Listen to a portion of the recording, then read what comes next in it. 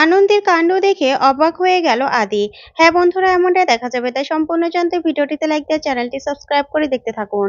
গল্পের শুরুতে দেখা যাবে আনন্দী ঠাম্মির কথা মতো একটা রোমান্টিক গান ছেড়ে দেয় রুমের মধ্যে। তখনই আদি বলতে থাকে, আনন্দী এসব কি হচ্ছে? তখন আনন্দী বলতে থাকে, স্যার আজকে তো আমাদের ফুল না, আমাদের হাফ ফুলসজ্জা। তারপরেও আমাদের তো সেটা মানতেই হবে, বলুন। ঠিক তখনই আনন্দী ভয় পেয়ে মনে মনে বলতে থাকে, ঠাম্মি গো, তোমার কথা মতো যা করার আমি করে দিয়েছি। এবার স্যার হয়তোবা রেগে যাবে, কি হবে জানি না। তখনই আদি রেগে আনন্দীর কাছে এসে বসে আর বসে বলতে থাকে, আচ্ছা আনন্দী, আপনি কি করছেন বলুন তো এসব? কি করছেন? কেন করছেন? যা শুনে আনন্দী অবাক হয়ে যায়।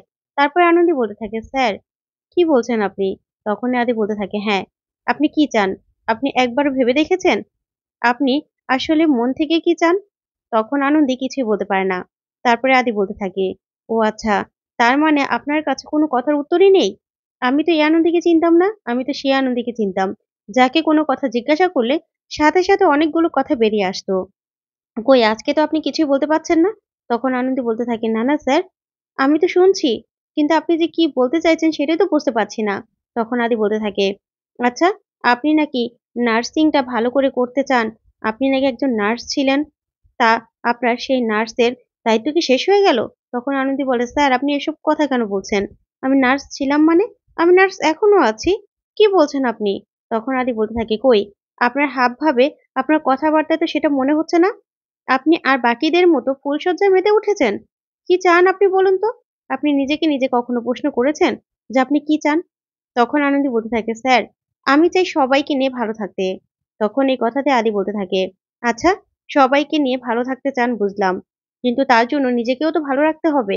আর সবাইকে ভালো রাখতে সবাই চায় আনন্দী। কিন্তু সবাইকে ভালো রাখার দায়িত্ব কিন্তু আমাদের নয়। আগে নিজেকে ভালো রাখতে হবে।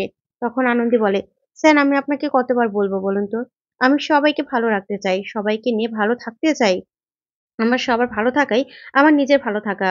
তখন আদি বলতে থাকে, না আনন্দী, আগে নিজের কথা শুনতে হবে। আপনার বাবা শেষ আপনাকে যে কথাগুলো বলেছিল আমার কিন্তু মনে আছে। আপনার কি মনে আছে? তখনই আনন্দী ওর কথা, বাবার কথাগুলো ভাবতে থাকে আর বলতে থাকে, স্যার আপনার এখনো আমার বাবার কথাগুলো মনে আছে? তখন আদি বলতে থাকে, হ্যাঁ, মনে থাকবে না কেন? কিন্তু আপনার মনে আছে বলে তো আমার মনে হচ্ছে না। তখন আনন্দী বলতে থাকে, কেন স্যার মনে থাকবে না? আমারও মনে আছে। কিন্তু সেটা তো হবে স্যার। কিন্তু যে কাজগুলো এখন হচ্ছে সেটা তো ধাপে ধাপে হচ্ছে। তখন এই কথা শুনেই আদি বলতে থাকে, ধাপে ধাপে হচ্ছে? আপনি কি বলছেন এগুলো? শুনুন আনন্দী, আপনাকে আমি বিয়ে করেছিলাম শুধুমাত্র আপনাকে ভালো একটা জীবন দেব বলে। আপনার যাতে কারো কথা ভাবতে না হয়, আপনি যাতে আপনার জীবনে ভালো কিছু করতে পারেন সেই জন্য। কিন্তু আপনি কি করছেন বলুন তো? কি করছেন? তখন আনন্দী অবাক হয়ে যায় আর বলতে থাকে, স্যার কি বলছেন আপনি এগুলো? আমি কি করছি মানে? আমি সবাইকে ভালো রাখতে চাইছি। আর আমি অবশ্যই নার্স। আর আমি কি কি করেছি সেটা তো আপনি জানেন। সবাইকে ভালো রাখতে হলে নিজের কিছু ভালো লাগাও স্যাক্রিফাইস করতে হয়। তখন আদি বলতে থাকে, আমি জানি। আপনি লোন নিয়ে নার্সিংটা কমপ্লিট করেছেন। আর চাকরি করে সেই লোনটা কমপ্লিট করেছেন। আপনার বাবার ওষুধ কিনেছেন, আপনার দাদাকে চালিয়েছেন। কিন্তু এখন, এখন তো আর আপনার বাবাকেও চালাতে হচ্ছে না, আপনার দাদাকেও চালাতে হচ্ছে না। তাহলে এখন আপনি কি করছেন সেটা বলুন? তখন আনন্দী বলতে থাকে, স্যার এত কঠিন কঠিন প্রশ্ন আপনি আমাকে না করে, কঠিনভাবে না বলে একটু সহজভাবে বলুন তো, আপনি কি বলছেন? তখন আদি বলতে থাকে, দেখুন আনন্দী, আমি আপনাকে সেই জন্য বিয়ে করেছিলাম যাতে আপনি আপনার পরিশ্রমটাকে সফল করতে পারেন।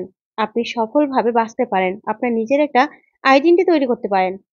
আপনাকে আমি শুধুমাত্র সেই জন্য বিয়ে করেছিলাম, যাতে আপনার কারো কাছে কোনো কৈফিয়ত দিতে না হয়, বা আপনি একটা সুন্দর একটা জীবন পান। তখনই আনন্দী এই কথা শুনে অবাক হয়ে যায়। তারপরে আদি বলতে থাকে, শুনুন, আমি আপনাকে বিয়ে করেছি ঠিক, কিন্তু আমাদের মধ্যে স্বামী-স্ত্রীর কোনো সম্পর্ক থাকবে না আনন্দী। আমরা সংসার করতে পারব না। হ্যাঁ, দুনিয়ার সবার কাছে আমরা স্বামী-স্ত্রী থাকবো, কিন্তু আমরা সংসার করব না। আপনাকে আমার পরিচয় নিয়ে যেন বাঁচতে না হয়, সেজন্যই আপনাকে আমি বিয়েটা করেছিলাম। আপনি যাতে আপনার নিজের সব শখগুলো পূরণ করতে পারেন, আপনি আরো সামনে এগিয়ে যেতে পারেন, সেইজন্যই আমি চাই আপনার পাশে থাকতে আনন্দী। যা শুনে আনন্দী অবাক হয়ে যায়, বলতে থাকে, স্যার আপনি কি বলছেন? সত্যি? তখনই আদি বলতে থাকে, হ্যাঁ, সত্যি। তখন আনন্দী বলতে থাকে, কিন্তু স্যার আমাদের এই সম্পর্কটা তাহলে কি হবে? কি হবে আমাদের এই সম্পর্কটা? তাহলে আমরা কি করে থাকবো একসাথে? তখন আদি বলতে থাকে, কি করে মানে? আমরা বন্ধু হতে পারি। হ্যাঁ, আমরা বন্ধু হতে পারি। আপনি আমার বন্ধু হতে পারেন। তখন এই কথা শুনে আনন্দী খুশি হয়ে যায়। তারপরে মনে মনে বলতে থাকে, স্যারের মন এত বড়, স্যার আমাকে বন্ধু বানিয়ে ফেললো। তখন আদি বলতে থাকে, কি হলো আনন্দী, বিড়বিড় করে কি বলছেন? আমরা তো বন্ধু। তাহলে তাহলে এরকম ভাবে বিড়বিড় করে একা একা কিছু বলার তো আপনার দরকার নেই। তখন আনন্দী বলতে থাকে, না না টোকাই বাবু, আসলে আমি ভাবছিলাম যে আমি দুঃখ করে কাঁদবো নাকি আমি খুশিতে হাসবো। তখন আদি বলতে থাকে, মানে? তখন আনন্দি বলতে থাকে, হ্যাঁ, আমরা সংসার করতে পারবো না, আমরা স্বামী স্ত্রী নই, সেই কথা শুনে আমি কি এখন কাঁদবো, নাকি আপনি এত বড় একটা আমাকে পরিচয় দিলেন, নিজের বন্ধু বানালেন, সেজন্য আমি খুশি হব? আমি না বুঝতে পারছি না স্যার। আমার যে কত আনন্দ হচ্ছে কি বলবো। আপনার মন এত বড়, আমি না ভাবতে পারছি না। তখন আদি বলতে থাকে, আচ্ছা এর মধ্যে আবার টোকাই বাবুটা কোথা থেকে আসলো? তখন আনন্দি বলতে থাকে, বারে, আমরা বন্ধু। তাহলে বন্ধুরা কি আর নিজেদের আসল নাম বলে ডাকে নাকি? নিজেদের মতো ডাকার নামই তো ডাকে, তাই না? সেজন্যই তো আপনি টোকাই বাবু। তখন এই কথাতে আদি বলতে থাকে, না না, টোকাই বাবু বলতে হবে না। ঠিক আছে আনন্দি? এখন থেকে আমরা বন্ধু। আমরা আপনি এই ঘরে আসতেই পারেন, এই ঘরে থাকতেই পারেন। কিন্তু আমরা একসাথে থাকলেও আমরা ঘরের মধ্যে বন্ধু। তখন এই কথাতে আনন্দী বলতে থাকে, ঠিক আছে স্যার। তারপরে আদি বলতে থাকে, আপনি নার্সিংটা করতে ভালোবাসেন তো? আপনি সেটাই করুন। তখন আনন্দী বলতে থাকে, হ্যাঁ স্যার, আমি নার্সিংটা খুব ভালোবাসি। আমি যে জায়গায় চাকরি করতাম সে জায়গায় গেলে দেখবেন আমার পেশেন্টরাও আমাকে মনে রেখেছে। কারণ তাদের তাদের আমি সেবা করার থেকেও বেশি তাদের মনের খোঁজ রাখতাম। তখন আদি বলতে থাকে, সেটাই তো। আমি তো সেই আনন্দীকেই তো চিনতাম।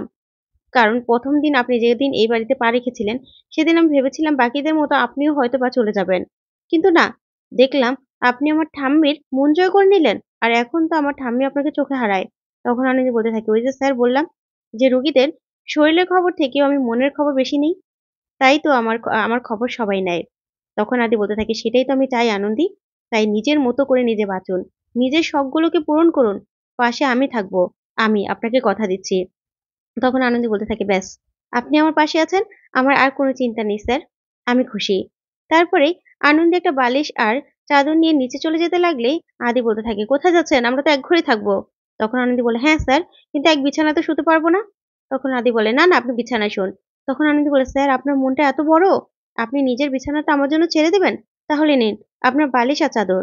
তখন আদি বলে, এগুলো নিয়ে আমি কি করব? তখন আনন্দী বলে, কেন নিচে শুবেন? তখন আদি বলতে থাকে, মানে এই বিছানাটা আমার, ঘরটাও আমার। এই বিছানায় আমি শুবো। আপনি কোথায় শুবেন আমি জানি না। তখন আনন্দী বলে, আমিও এখানেই শুবো। তাহলে আমি একপাশে শুয়ে পড়বো। কিন্তু স্যার, ভুলবশত কিন্তু আমার দিকে আসা চলবে না। তখনই আদি বলতে থাকে, নিজের চিন্তা নিজে করুন। বুঝতে পেরেছেন? লাইটটা অফ করবেন? তখন আনন্দি বলে, না না, লাইট অফ করা যাবে না। তারপর যদি ভূতের ভয়ে আপনি এসে আমাকে জড়িয়ে ধরেন? না, সেটা করা যাবে না। তখন আদি বলতে থাকে, কি বলছেন আপনি বলুন তো? তখন আনন্দি বলে, না না, যাই হোক না কেন, এখন আমরা একসাথে শুবো। কিন্তু এই যে মাঝখানে বেড়াটা দেখছেন? এর এই পাশে কিন্তু আসা যাবে না স্যার, একদম না। তখন আদি বলে, শুনুন, নিজের চিন্তা নিজে করুন। শুয়ে পড়ুন তো।